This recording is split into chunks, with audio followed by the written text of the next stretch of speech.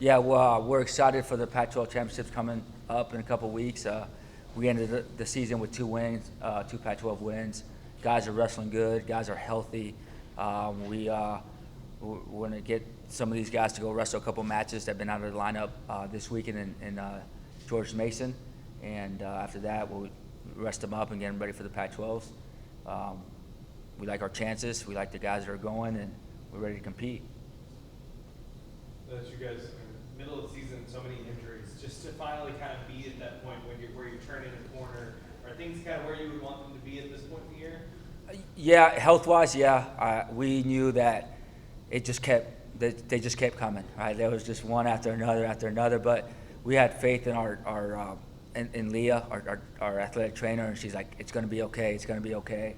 And we took that time to get experience for our young guys. I think the whole year out of 10 weight classes, I think 8 of them, a redshirt freshman or a freshman wrestled in it at some point during the season, which is going to pay off at some point. So, we like how all the guys feel and how the guys are responding. Even after injuries, these guys are coming back in shape, and there was not a lot of rust. So that was pretty encouraging.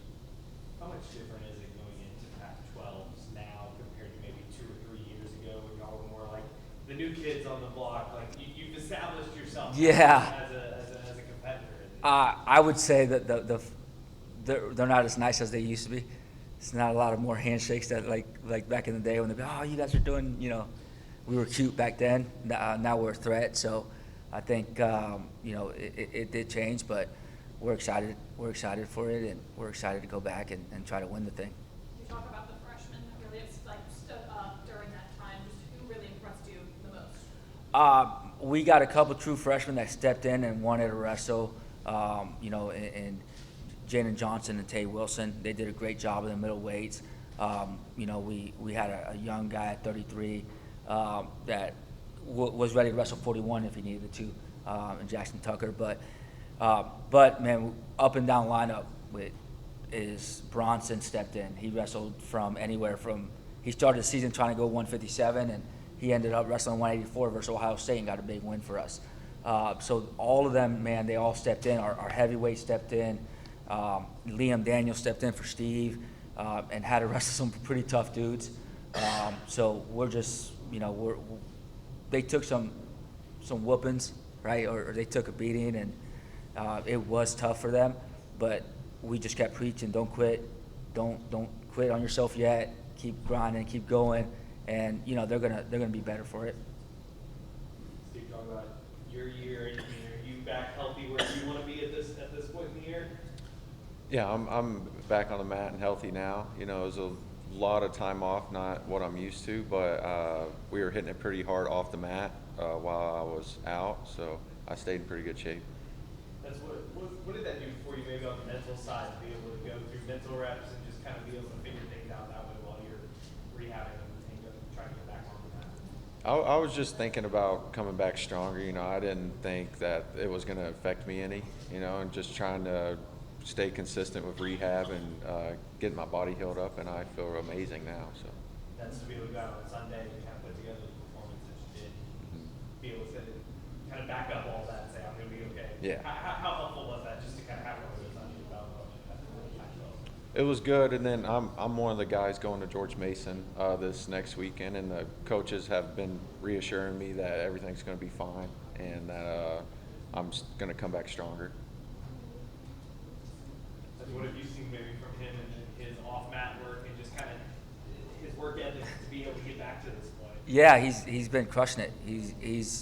This is the first year that he's been consistently staying big and above the weight we want him to be at, and we got to hit the weight room pretty hard and so do some cross training. But yeah, he the minute we came in and told him, hey, this is the plan, he's like, I'm all in. This is what we're gonna do, and he's been doing more than enough, and he's getting some rest. So he's a workhorse. So he's ready to let loose. This game's going back to you, obviously. You're well accomplished here at Little Rock. So just kind of talk about kind of having a rougher season this year with a lot of more inexperienced wrestlers. Just kind of talk about your role and kind of why you've been going through what you've been going through, but also kind of being a leader, kind of helping kind of the guys go through some of the difficulties of the schedule. Yeah, I've had a lot of time off the mat, so I was able to watch a lot of the practices while I was doing my workouts, and you know, just some of the guys coming up to me and asking me for advice and stuff. So I'm just trying to guide them in that way while I'm off the mat, and can't really show them because I'm off to the side. But yeah, that's how I've been helping out. What are your goals for yourself, just going into Pac-12s? To win it all and just show a dominant performance, I guess. You know, I've been off for so long that I'm just ready to show it. Talking a lot about, you said off mat work, just not really getting to wrestle as much. Is there any kind of upside to that where you feel a bit more rested than you would have normally this time of year?